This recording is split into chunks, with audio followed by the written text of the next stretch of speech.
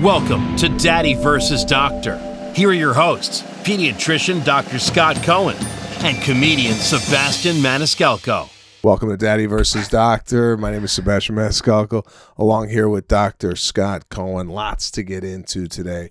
Daddy vs. Doctor. I'm amped. I haven't seen you in years, and I can't wait to catch up. Speaking of 50, I went to your 50th party. And no, I wasn't 50 yet. You're older than me. Oh, You're sorry. What was it, 48? Yeah. 49. 49. You're much older than me. So Let's get that clear on the podcast. So you're 49. Yeah. It was a surprise party. Yeah, surprise. And so this wasn't your 50th, so I really can't relate it to what I'm going to be doing in 2 weeks. But you're going to be at the party. Mm-hmm.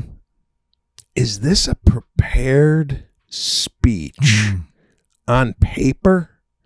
Or is this just a get up, thank you for coming, and sit down? What would you expect as an attendee? I think it doesn't have to be written out. I think you should have some things in your head that you want to say specifically to. See, if you're having a lot of people, you can't go and single people out. Obviously, you're going to say something about Lana. So something set. I think in your head, you have an idea of what you're saying to the crowd and then who you're speaking, singling out. Okay. I mean, you're good off the cuff, but having a little, I want to have a framework. You want to have a framework of something. I don't want to go on too long. I want to stand up, make it funny, poignant, quick, maybe emotional. I don't know. I feel like if I throw in it, by the way, and I know. Can you cry on Well, I'll tell you what. Yeah. And we didn't talk about this, and I want to get your take on this. In interviewing Marcellus Wiley, who we had on the show, did you feel at any moment he was going to burst out into tears? Yeah, when he was talking about his mom, I saw it. Yeah, I felt like he was on the brink of tears when he was talking about his son on the swing set, and he didn't know what, and then the mother. Yeah. And I got to tell you, I looked over at you, and I felt you were on the brink of it. As well. No, go ahead. No. But I was on the brink, not because of why he was doing it. I was thinking about how much better I could be as a parent, and I was getting emotional about it. Oh, okay. Yeah. Because I feel like since we've been doing this show, and I'm going to have my sister pop some of these things, I feel like you've cried more than I have on the show. On the show? Have I ever cried on the show? I think you were crying when we had the girl who was dealing with, she was in a bunk bed. Yeah. What did she have? She was autistic. Autistic, yeah. Yeah, and you were her hero. Yeah. I felt like you cried there. Oh my gosh. Did you cry at your wedding? Yeah. Yeah. So I bawled as Aaron came down. Mm-hmm. Aaron, not a tear. Oh, yeah. Nothing. She just looked at me why are you crying? Yeah, it was really, So again, I remember when my girls first saw our wedding video and Aubrey was like, Daddy, why are you crying? And I was like, you can cry when you're sad and you can cry when you're really happy. And I'll let you decide which I was doing.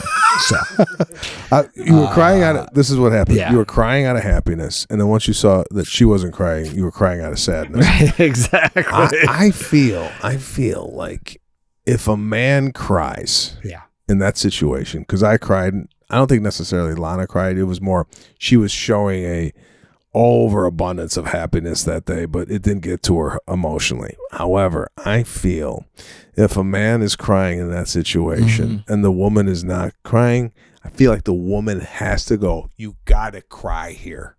Yeah, because you got to match the emotion, right? 100%. Wow. I'm the emotional one in our relationship. I am too. Right? And you are too. Yeah. Now, have you ever been in I was just in this the other day. Something hit me as emotional, and it was Serafina, right? I was behind the wheel of the car, and I was talking about Serafina. Oh, that's what it was. Serafina and I were at a country club on Sunday. Some people invited us for dinner, and Serafina and I went down. We were sitting on the grass, and we were watching golfers. Just me and her. Talk and whatnot. Lana took a picture of it. and she showed me the picture, and I started to well up because I was just looking at the photo and going, wow, what a moment in time, right? And I started to cry. She ain't nothing out of her, right? Now, I'm thinking, God damn. Yeah. If you see this fucking rock of a man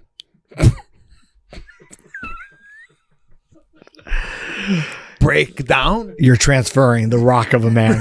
She may see a Gumby of a man and be that's what I'm he's thinking. A puddle. He is a puddle. She's probably like, oh, again, Jesus, hold it together, right? So my question to you is, do you think you've cried so often that Aaron's looking at you going, God damn, this guy's a pussy?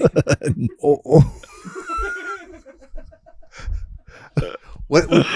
Like, No, because it's appropriate. I think it's appropriate crying, but I can already picture myself like my girl's wedding. I'm gonna be a puddle. I don't even think I'll be able to get it out. Like sometimes I think about it and I start getting weepy, and I'm like, how am I gonna do this?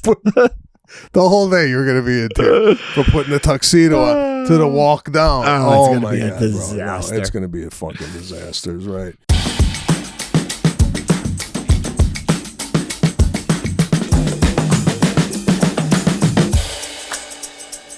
How do you handle summer at the house? Kids are not so much in school. As you as a parent, do you try and set up camps?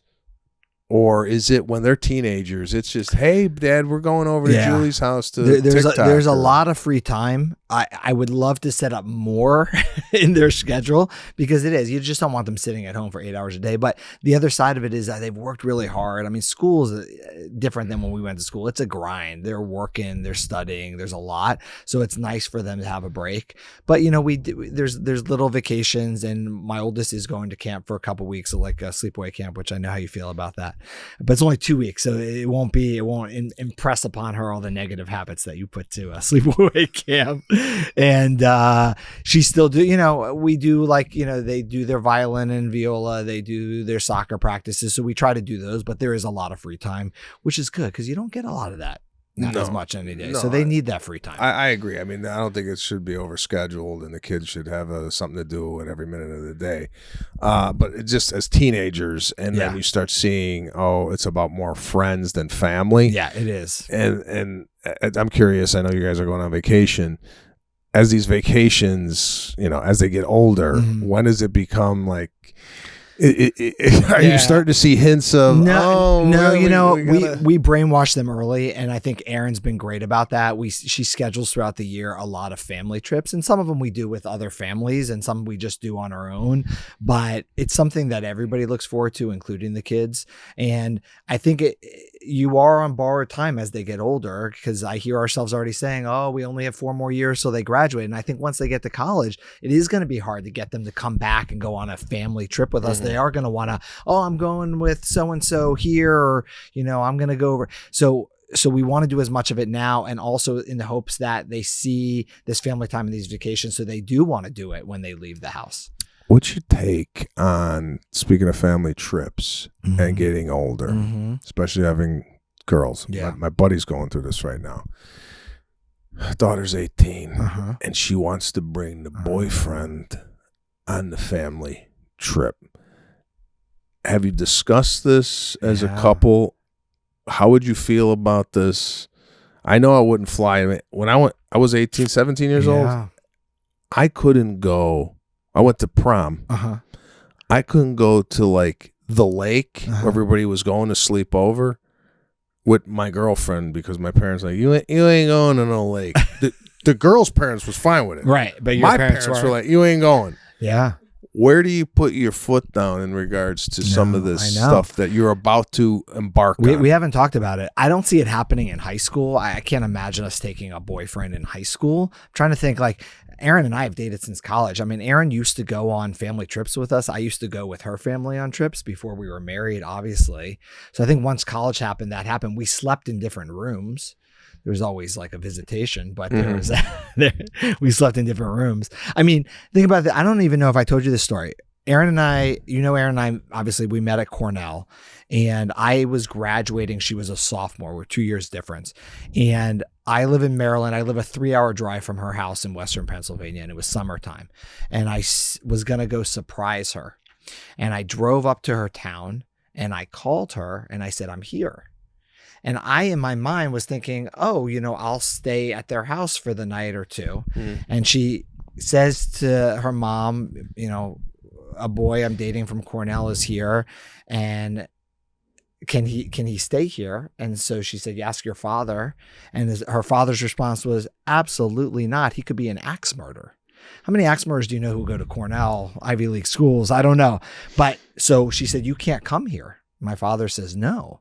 So I slept at a motel, one of those old motels that all the rooms faced the road, faced actually the highway, the overpass.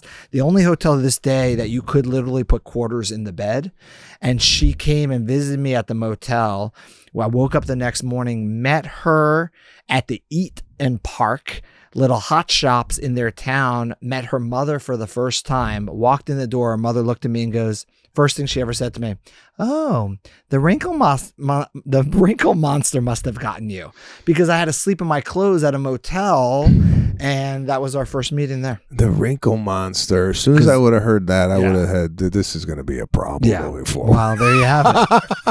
So even then, in college, graduating from college, I wasn't allowed at their house. Even after we were married, I don't think they allowed me in their house for many years. I had to earn that respect. Oh, God. No, I do not look forward to the teenage years, not only with a daughter, but, they say, oh, that you got to worry about the daughter in the teenage years, not so much of the son. I don't know. Based on what I'm seeing now, 4 years old, we got to worry about the son. But I think the nice thing about daughters, what I've seen and what I heard, daughters tend to come back to their parents, right? Like daughters, even when they're married, you follow the daughter on. The daughter comes back to us, and the vacations are around the daughter, and the husband comes with, whereas the men usually go where the woman is. You sort of see that too, right? You know what I'm saying? Prevalent in my relationship with Lana. Where do you go? Well, you go with her family. I'm going in 2 days to her family's. Oh, where are you going? North Carolina. So you're going back. Nice. Yeah, so we're going there, and see, when you go on these family trips, they gave me an itinerary of like what we're doing. Oh, you have an itinerary? Yeah. Like wake up calls? Yeah, like lunch at Do you have the choice of to do or not to do, or you're expected to do? This is what I'm trying to figure out. Yeah. I saw on the on a Monday night, they got 7 o'clock. Bingo. Family bingo. I love it.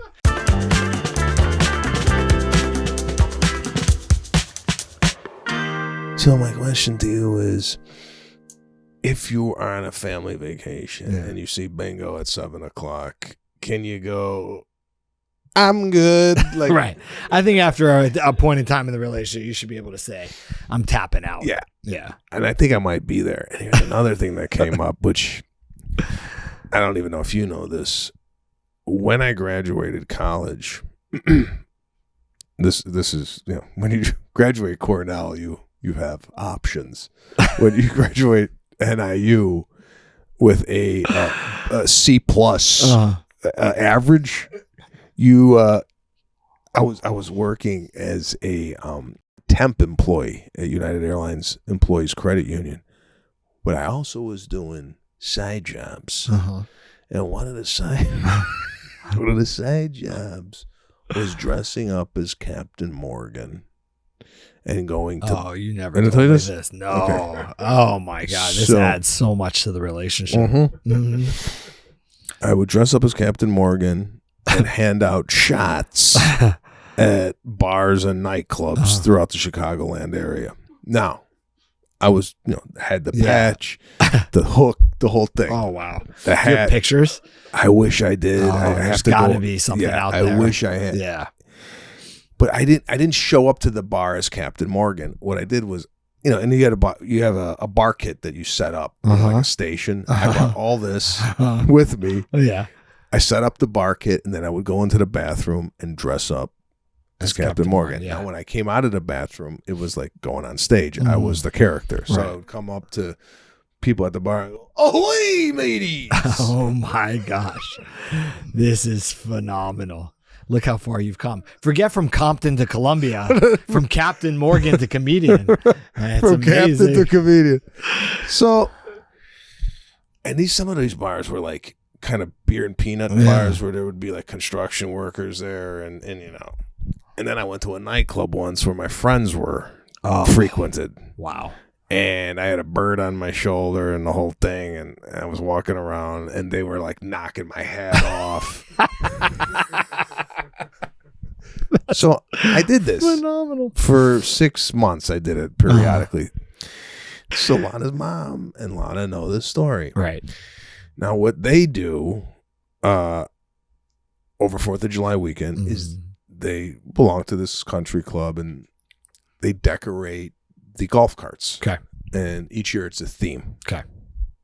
This year is pirates. Oh, Right? got it. And Just skipping right over the America theme for 4th of July. We're going to right to something else. Pirates. Okay. I think last year was an American theme. I don't know what it was. Right.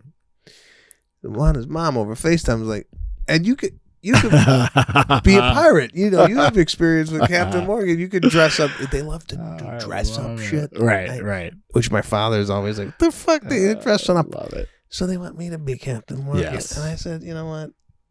I'm off." No, you know, like, you have to be Captain. No. Listen, Bar kit and all.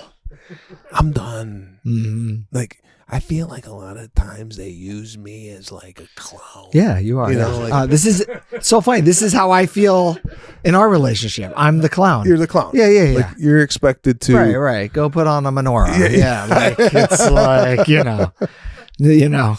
dance. Yeah, it's like, oh yeah, now look at who we got for entertainment. Right. So exactly. I ain't dressing up. You know, I don't want to do. I'm like I dress up for a living. I don't want to do this for 4th of July weekend. So I think what they're gonna do is they're gonna bring out a costume. Yeah, 1,000 to 1 is you will be dressed as Captain Morgan. There's plenty other people in the family that are currently not employed right. that should be Captain Morgan. But they can dress as pirates too.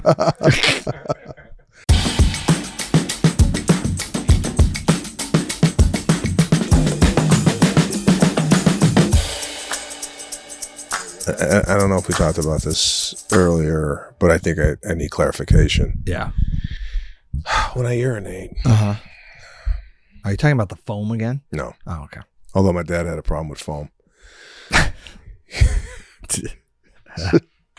Spent so much time looking at that. The length of time that I'm going to the bathroom is out of the ordinary. Like it's taking a long time? Yeah. Yeah, you should get your prostate checked. No, the amount that's coming out. Oh, a lot. Yeah. Yeah. You drink a lot? I mean, I don't know what a lot is. I don't know what a lot is. I mean, if you drink a lot, you're going to be a lot. But is it frequency or is it like that piss I just took? Yeah. It was over a minute. Just in full stream going whole time. No, I think that's healthy. Is that healthy? Yeah, I think you're drinking a lot. I think if there's a problem, you're going like frequently. You can't hold it. No, I'm going, but when I go, I often go like if I go publicly. Yeah. And I'm in a urinal next to guys, and I'm doing my thing, right? Yeah. And a guy comes up, and he's doing his thing. Yeah, you surpass him. I surpass him. That's I think as he's like finishing up, he must be going, God, I know. Damn. So when you think you're done and you know how you pause before the pants go up so you don't dribble in the pants? Yeah. I mean, that must be a couple times for you. Yeah. When I'm done, I gotta like kind of sit there for a little bit. And then there's more and there's more and there's more. Well, it's not like it's like when I'm done, I'm done. It's not like it's like intermittent pissing. It's I'm done, and it's the title of your biography. It's not a helicopter. it's a land of the plane. But I often think it was one time where I was in the public restroom and I was going. Yeah. and there was a guy in a stall sitting down behind me, right? Right. So I'm going, right? Now, midway through, I start dying. It's just me and him. I start dying laughing in the restroom because I'm thinking that this guy must be going, holy, when's this guy going to end? And I couldn't stop but think that this guy was honed in on what I was doing. I don't know. I can't. So when you turn 50, you give that speech of the, your achievements in life, and you go through parenting and comedy and length of pissing, dressing up as Captain Morgan. Yeah. I mean, the flashbacks in your head have to be, it's like a 1920s movie.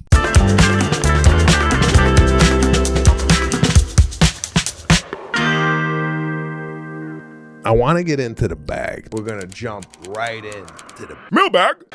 All right. Dear pediatrician, this is Julia from Tampa. I'm a new mom, and my baby boy seems to have a lot of gas that's making him uncomfortable. What can I do to ease his discomfort, and what is the cause? That was much shorter than my normal diatribes that I read. I know. I picked a short question. Digestible.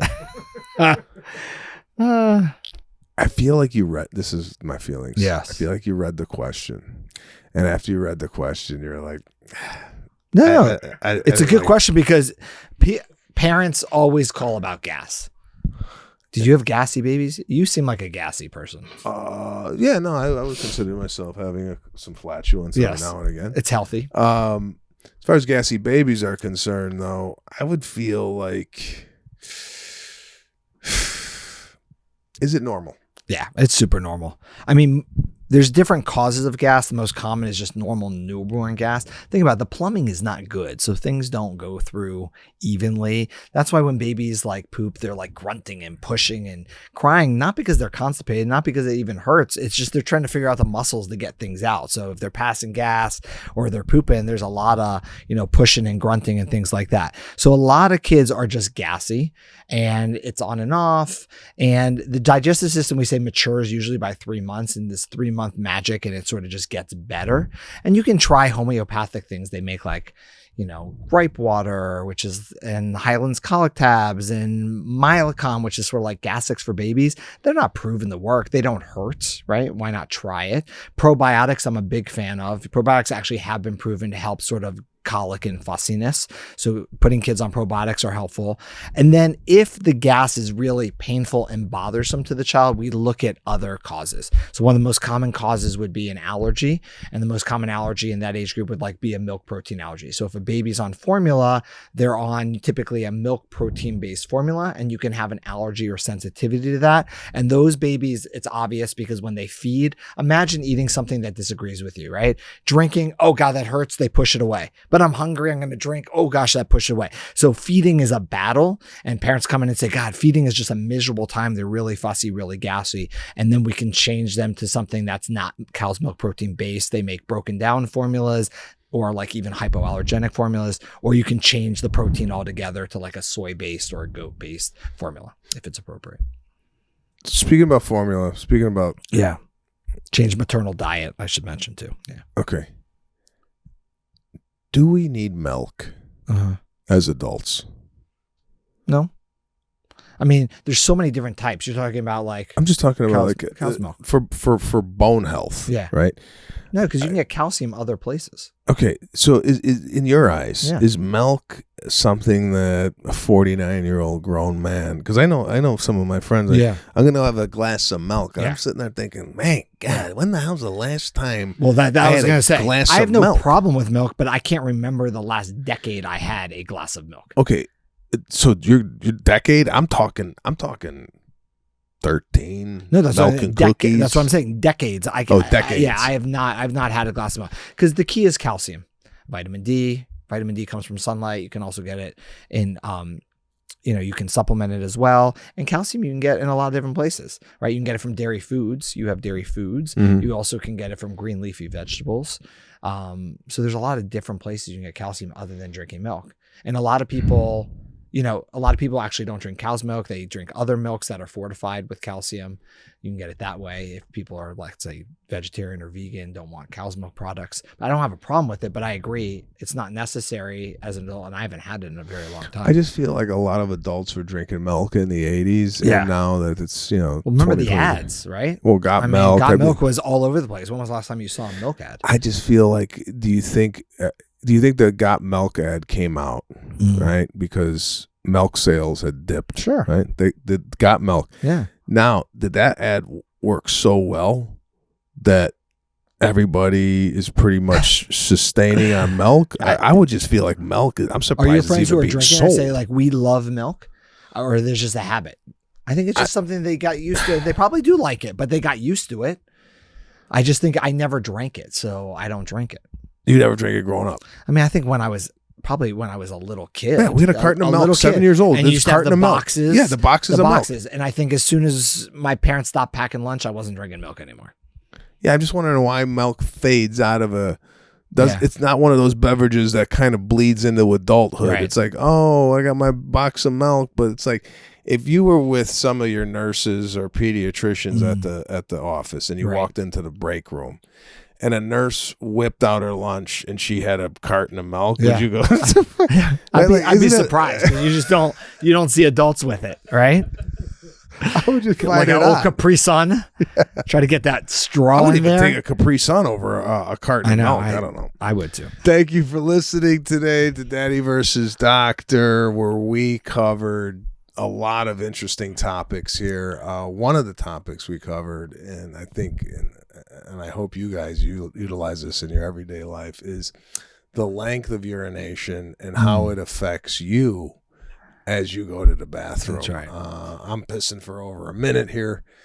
Apparently it's healthy. And Sebastian's turning 50. I don't know when this is going to air. I would love everybody to send in their birthday wishes to Sebastian and basically advice for him as he goes into his elderly years. Yes, please do. I'm going to need a lot of help. Thank you for listening.